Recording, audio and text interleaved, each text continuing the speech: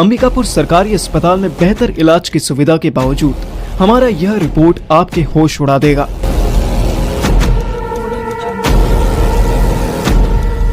और एक अंतिम अवसर देने, मैंने लिख दिया अपनी चिट्ठी में, ये एक अंतिम अवसर देते हुए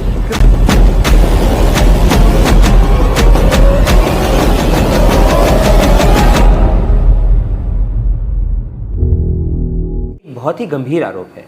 बहुत मेहनत से सरकारी अस्पतालों में जो प्राइवेट सेक्टर के कुछ नेटवर्क्स थे जिनके कारण मरीज़ों को काफ़ी इलाज में भी दिक्कत हो रही थी, काफ़ी पैसों का भी दिक्कत का सामना करना पड़ रहा था। एक व्यवस्था को बहुत मुश्किल से सुधारा गया था। जो पहला जांच टीम गठित हुआ उसको डॉक्टर द्वारा प्रभावित करके उस जांच टीम को ही ख़त्म कर दिया गया। फिर दोबारा जांच टीम की नियुक्ति हुई, उसमें भी लगता है कि जांच टीम बिक गई कि मंत्री महोदय से सेटिंग हो गई कि कोई आला अधिकारी से सेटिंग हो गई। ये बहुत शर्मनाक बात है कि जब मीडिया द्वारा सारे तथ्य, सारे प्रमाण सामने रख दिए गए हैं और इतने महीने होने के बाद भी अगर उस पर कार्रवाई शून्य है तो बहुत दुखद और शर्मनाक है।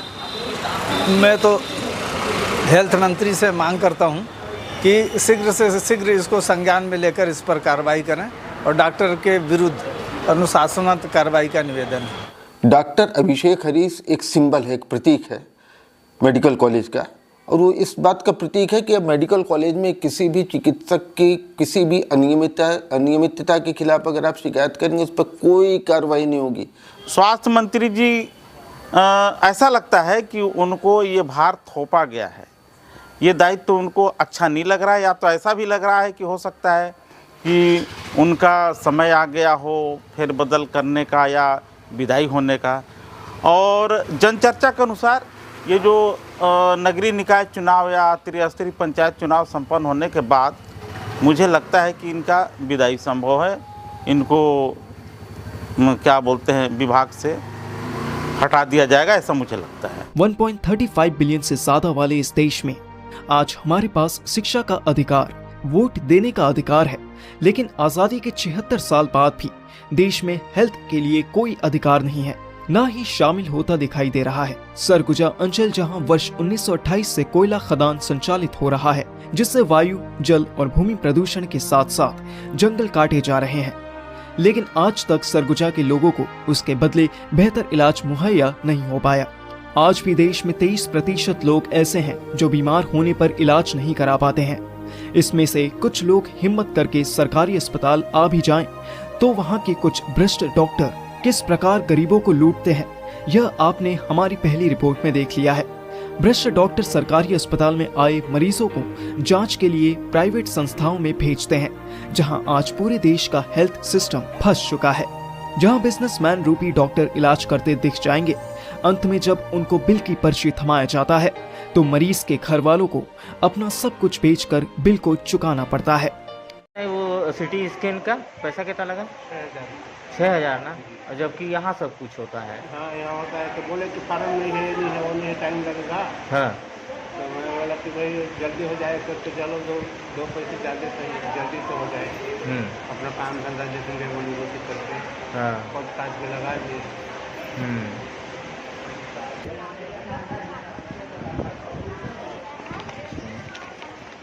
कई चक्कर हो गए सर, कम से कम 4-5 हज़ार पैसा मेरा आना जाना खत्म हो। वही बोलते हैं कि लीवर बड़ा है, तो लीवर का दवाई खाइए, लीवर ठीक हो जाएगा तो सर्जरी होगा। हाँ, है टेस्ट। हाँ, इसमें कितना पैसा लग गया? 6,000। तो फ्री में होता है सरकारी अस्पताल में? नहीं, तो बोले कि अगर सरकारी में जाओगे तो 4,000 लगेगा। और प्राइवेट में जाओगे 6,000। 6,000 का ऐसे तो बोले जितना जल्दी लाओगे उतना जल्दी आपका काम होगा, और जल्दी के कारण प्राइवेट का कराएंगे। देखिए, जिला सरकारी अस्पताल, मेडिकल कॉलेज अस्पताल की अनियमितताएं जो है कोई नया नहीं है। हम लोगों की हमेशा से डिमांड रहती है कि हमारे क्षेत्र का मुख्यमंत्री हो, हमारे क्षेत्र का स्वास्थ्य मंत्री हो या शिक्षा मंत्री हो। हम लोगों ने 2 टर्म के सरकार देखे। अभी भाजपा की सरकार है, मुख्यमंत्री हमारे क्षेत्र से है, इससे पहले स्वास्थ्य मंत्री हमारे क्षेत्र से नहीं, मेडिकल कॉलेज अस्पताल से महज 200 मीटर की दूरी पर उनका घर था। वो हाल हम लोगों ने देखा कि वो अपने ही परिसर में पूरा प्राइवेट निजी अस्पतालों का बुफे सजा दिए। अभी भाजपा की सरकार है लेकिन स्थिति जस की तस है। मैंने मेडिकल कॉलेज अस्पताल के डीन का खुद से जाकर के लगभग 53 मिनट का साक्षात्कार लिया था। डॉक्टरों के द्वारा जो किसी निजी क्लिनिक में या निजी डायग्नोसिस सेंटर में भेजने का जो कमीशन का जो मामला है, ये बहुत ही गंभीर है। तब डीन महोदय ने मुझसे कहा था कि एक वार्निंग हम दे देते हैं, क्योंकि सीधे या तो बर्खास्त होंगे वो, या फिर हम इसमें एक आध मौका दे करके सुधार करने का प्रयास करते हैं। लेकिन आए दिन फिर भी इस तरह की शिकायत आना और उस पर कोई भी कार्रवाई नहीं करना निहायत ही कहना चाहिए दुर्भाग्यजनक है। और साथ साथ मैं यहाँ की जनता से भी निवेदन करूँगा कि जो आप अखबारों में, मीडिया में सरकारी अस्पताल या सरकारी महकमों की जो आए दिन की बातें पढ़ते हैं कि अनियमितता है या वहाँ पर ऐसे मौत हो गई, इससे आपको निजी अस्पतालों की तरफ ही रुख करने की ज़रूरत नहीं है, क्योंकि कहीं ना कहीं एक साजिश होती है। मीडिया का कुछ हिस्सा इस साजिश में पाया जाता है। वो चाहते हैं कि सरकारी अस्पताल बदनाम हो, जिससे कि लोग निजी अस्पताल में जाएं। हमें फिर भी अपने सरकारी अस्पताल में जाना है और आवाज़ उठाना है, चाहे कोई डॉक्टर ऐसा करे या कोई भी चिकित्सक ऐसा करे, उसका चिकित्सा अधिकारी ऐसा करे। हमको व्यवस्था सुधार के लिए कहीं ना कहीं मुखर होना पड़ेगा, लड़ना पड़ेगा। 250 किलोमीटर की परिधि में स्थापित एकमात्र मेडिकल कॉलेज अस्पताल में जांच प्रक्रियाओं का दुरुपयोग रोगियों को लूटने के साधन के रूप में किया जाता है। यह कहना कोई आश्चर्य की बात नहीं है, क्योंकि कुछ दिनों पहले हमने मेडिकल कॉलेज अस्पताल के दंत चिकित्सा विभाग में पदस्थ डॉक्टर का स्टिंग ऑपरेशन दिखाया था, जिसमें डॉक्टर अभिषेक हरीश के द्वारा सरकारी अस्पताल में आए मरीजों को निजी पैथोलॉजी लैब भेजा जा रहा है। आम आदमी पार्टी सरगुजा के द्वारा कई आवेदन दिए गए, साथ ही अस्पताल के सामने एक दिवसीय धरना देखकर डॉक्टर को बर्खास्त करने की मांग की गई, लेकिन कार्यवाही के नाम पर कुछ नहीं हुआ। सवाल यह उठता है कि आखिरकार ऐसे भ्रष्ट डॉक्टर को क्यों बचाया जा रहा है? क्या इस गोरख धंधा में उच्च अधिकारी भी शामिल हैं? बहुत लोग उम्मीद के साथ जाते हैं और ख़ासकर मैं ये मानता हूँ कि 80% लोग जो वास्तव में जिनको जिला अस्पताल मेडिकल कॉलेज से काफ़ी उम्मीदें हैं और वहाँ पे उनको अगर राहत मिलती है तो ये समझिए कि उनके पास जो व्यवस्था है उसके अनुरूप एक सरकार की जो जिम्मेदारी है वो पूरा हो पाती है। और अगर मान लीजिए वहाँ व्यवस्था नहीं मिलती है तो उनकी इतनी हैसियत नहीं होती है कि प्राइवेट हॉस्पिटल में वो अपना उपचार करा सके। तो वैसे में जो वहाँ डीन साहब हैं, सुपरिटेंडेंट साहब हैं, उन लोगों की भी जिम्मेदारी बहुत बढ़ जाती है कि अगर कोई डॉक्टर ऐसा कर रहा है तो नियमानुसार उस पर कार्रवाई करनी चाहिए और उस कार्रवाई में ये सख्ती होनी चाहिए कि इसकी पुनरावृत्ति दोबारा ना हो। कोई जांच का पता नहीं चल रहा है। हम लोग कमिश्नर महोदय के यहाँ भी गए थे पता लगाने, बोले महीने के आखिरी तक हो जाएगा। वो भी लगता है कि आज समाप्त होने वाला है। आज तक जांच का भी पता नहीं चला। कितने दिनों से जांच चल रही है, समझ में नहीं आ रहा है कितना बड़ा मामला है, कि कितना बड़ा डॉक्टर कि इसको बचाने में पूरा प्रशासन लगा हुआ है। तो मेरे तो ये समझ में आ रहा है कि आज भी जांच हो रहा है, उस समय भी वो अपना कृत्य से बाज नहीं आ रहा है, अभी भी लोगों को दूसरे हॉस्पिटल में भेज रहा है। तो मैं प्रशासन से ही मांग करूंगा कि अगर जल्द से जल्द इस जांच टीम अपना रिपोर्ट नहीं सौंपेगी और कार्रवाई नहीं हुआ तो आम आदमी पार्टी बिल्कुल इसमें पीछे नहीं हटेगी। आगे भी इससे बड़ा ही धरना प्रदर्शन किया जाएगा और बिल्कुल भी ऐसे भ्रष्ट कर्मचारी और अधिकारी और डॉक्टर को हम वहाँ कतई बर्दाश्त नहीं करेंगे। हॉस्पिटल में हम उसको टिकने नहीं देंगे। आरटीआई के माध्यम से जब हमने भाग से संबंधित 2 वर्ष में किए गए टूटे जबड़े की सर्जरी को लेकर जानकारी मांगी तो जवाब चौंकाने वाले थे, क्योंकि डॉक्टर साहब के द्वारा 2 वर्षों में 6 मरीजों की सर्जरी की तथा 1 वर्ष में के जवाब में भी 6 मरीजों की सर्जरी करना बताया गया। इसका मतलब डॉक्टर साहब के द्वारा 1 साल में टूटे जबड़े का एक भी सर्जरी नहीं किया गया। सूत्रों से ज्ञात हुआ है कि इसमें से एक भी मरीज की सर्जरी ऑपरेशन थिएटर में नहीं की गई है।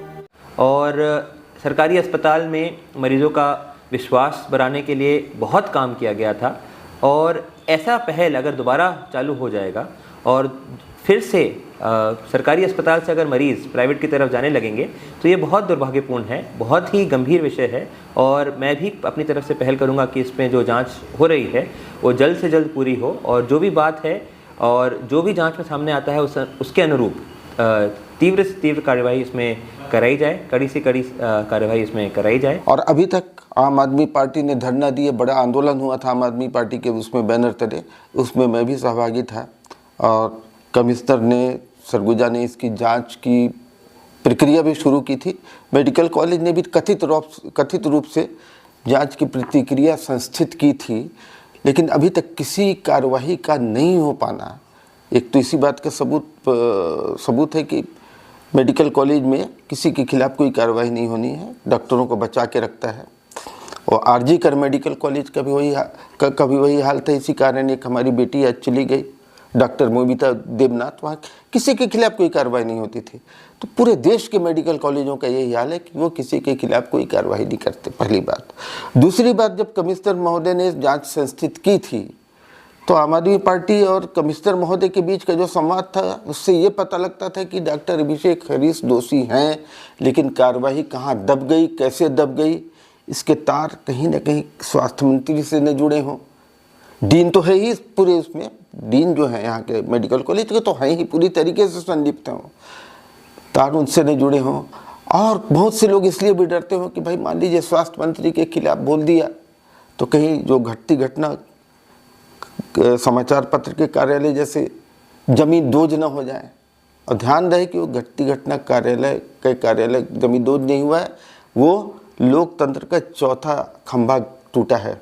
हमारी टीम ने जब संबंधित डॉक्टर के बारे में और जानकारी निकालनी चाहिए तो पता चला कि संबंधित डॉक्टर अपनी ड्यूटी टाइम पर पुरानी गाड़ियों की खरीद बिक्री करते हैं। इसकी पड़ताल करने के लिए जब हमारी टीम के एक सदस्य के द्वारा 31 अगस्त को डॉक्टर साहब को कॉल किया तो ड्यूटी टाइम में मरीजों का इलाज करना छोड़ वे अस्पताल से लगभग 3 किलोमीटर दूर आकर वे दिल्ली नंबर की गाड़ी, जिसे वे अपना पर्सनल गाड़ी बताकर दिखाने लगे। हाँ तो 1 किलोमीटर चली है, ऐसे करके बता रहे हैं वो। हाँ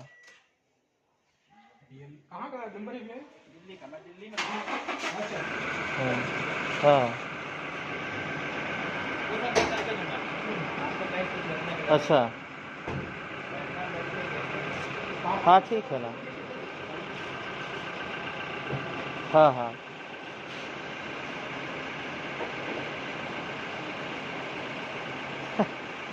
अच्छा ठीक है।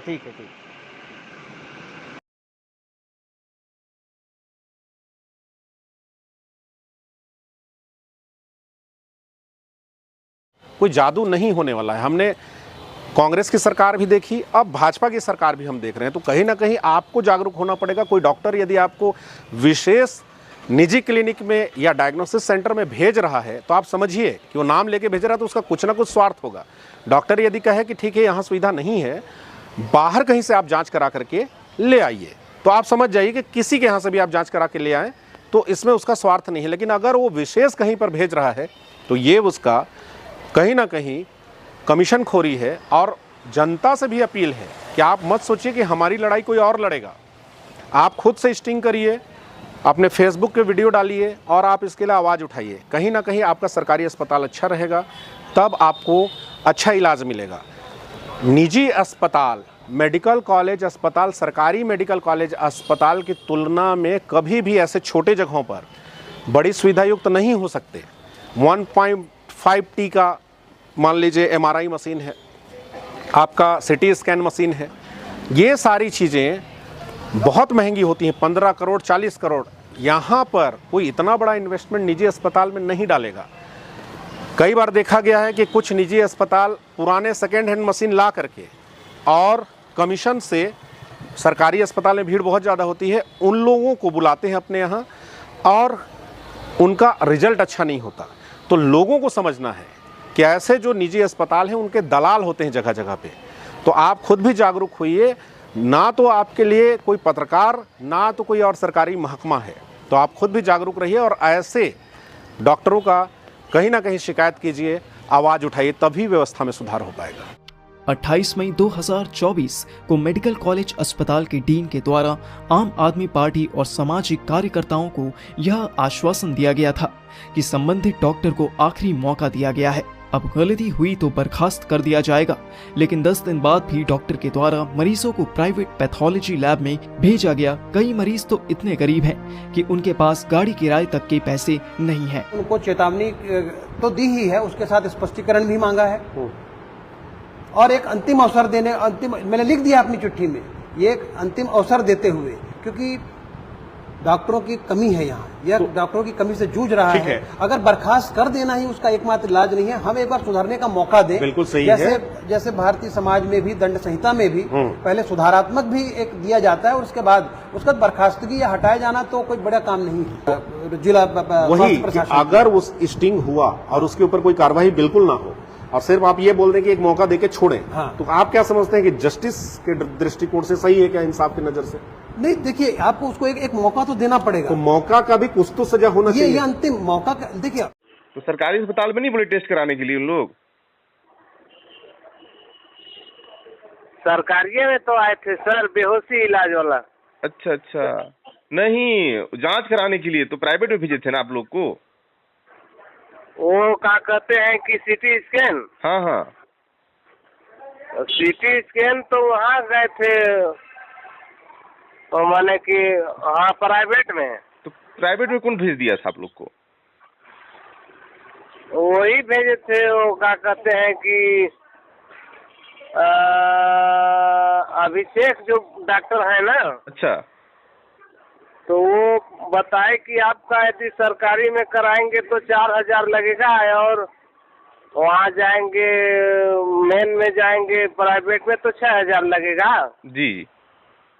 तो आपका वैसे चाहेंगे तो प्राइवेट का जल्दी रिपोर्ट मिलेगा, यहाँ का 4-5 दिन लगेगा। जी जी जी सर। अभी द तांडव न्यूज में आया है, तुरंत मैंने आधे घंटे पहले देखा है, स्टिंग ऑपरेशन, जिसमें एक डॉक्टर सरेआम कहता पाया जा रहा है कैमरे में कि आप फलाने डायग्नोसिस में चले जाएं, वहां पर सिटी स्कैन करा लें, 9000 रुपए लगेगा। तो ये आए दिन जो अस्पताल में स्वास्थ्य मंत्री जब थे, कांग्रेस का शासन था, तब भी जो जिला मेडिकल अस्पताल की जो अनियमितताएं थी वो चर्चा में थी। तो क्या भाजपा में कोई परिवर्तन दिखेगा, वो भर्रासही जारी रहेगी? क्या कहना है आपका? बिल्कुल परिवर्तन दिखेगा भाई साहब। क्या है, लगातार हम लोग जिला मेडिकल कॉलेज में लगातार हमारे स्वास्थ्य मंत्री जी का भी 2 दौरा हो गया और मैं निश्चित रूप से जब भी समय मिलता है वहां जा रहा हूं।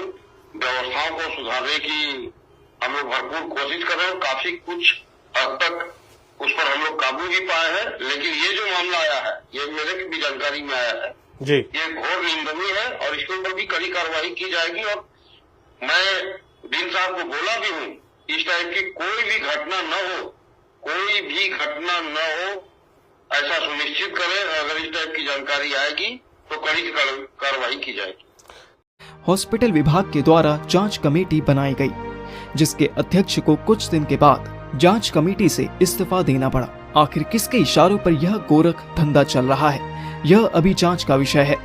आश्चर्य है कि सरकारी अस्पतालों के परिप्रेक्ष्य में कुछ दिनों में दलालों का इतना मजबूत नेटवर्क बना लिया है कि उनकी सेवाओं के बिना इलाज ही असंभव होता जा रहा है। निश्चित रूप से पिछले कई वर्षों से सरकारी अस्पतालों में यह सब चल रहा है।